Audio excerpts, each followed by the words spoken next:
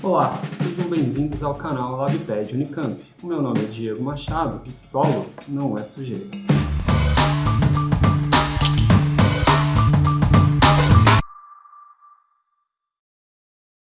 Você já deve saber como os solos são formados.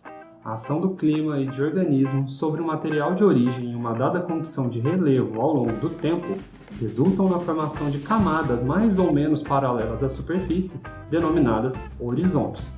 E a este processo damos o nome de pedogênese. Mas entre isso e isso, são necessários alguns milhares de anos.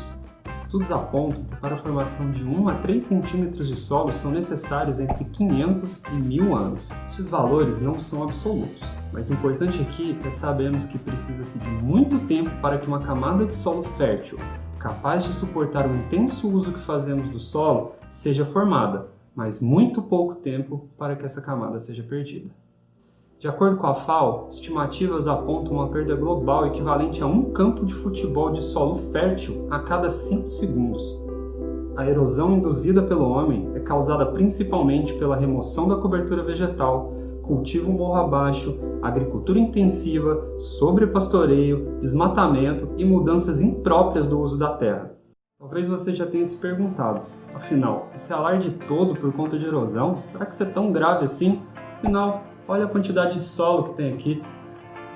É verdade que existem solos bastante espessos, e nesses casos poderiam gerar a falsa impressão de que há muito para se gastar, sobretudo nas faixas tropicais, onde podem ocorrer solos bastante profundos, como os latossolos. Nesses tipos de solo, o material de origem foi intensamente alterado, e por isso são tão espessos, mas também relativamente menos férteis devido à intensa lixiviação. Ou seja, apesar do grande volume de solo, a quantidade de nutrientes disponíveis podem estar em valores muito restritivos para diversos tipos de cultivo. A erosão é, portanto, um problema grave, pois afeta primeiramente a camada superficial do solo, onde se desenvolvem grande parte das raízes e representa maior conteúdo de matéria orgânica e de nutrientes prontamente disponíveis. As plantas, através dos seus sistemas articulares, absorvem os nutrientes presentes no solo, que passam a fazer parte de sua estrutura, e quando são decompostas pelos organismos, devolvem estes nutrientes para o solo. Neste processo, as plantas transferem os elementos das camadas mais interiores para a superfície, enriquecendo esta camada com um estoque de nutrientes. A este processo, damos o nome de ciclagem de nutrientes. Já os seres humanos podem enriquecer os solos através da adubação, utilizando compostos minerais e orgânicos.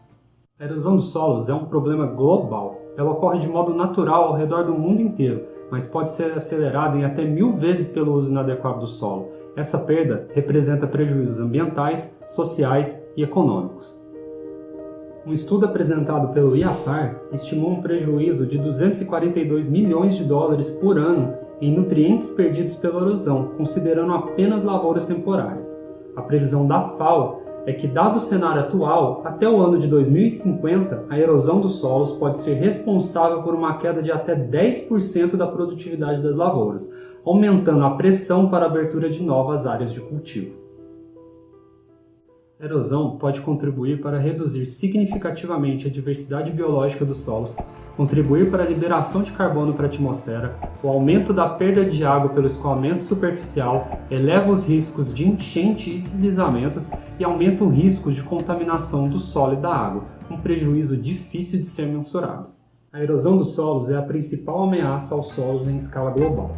Devemos agir agora, adotando práticas de manejo conservacionistas, incentivando políticas em prol da redução do desmatamento e pela integração de políticas de gestão sustentável do solo às agendas de gestão de recursos, manter áreas permeáveis e vegetadas, educar a respeito da importância dos solos, propor soluções e tecnologias para o controle e prevenção da erosão, e buscar garantir o acesso democrático ao conhecimento e às tecnologias necessárias para a produção de alimentos de modo sustentável.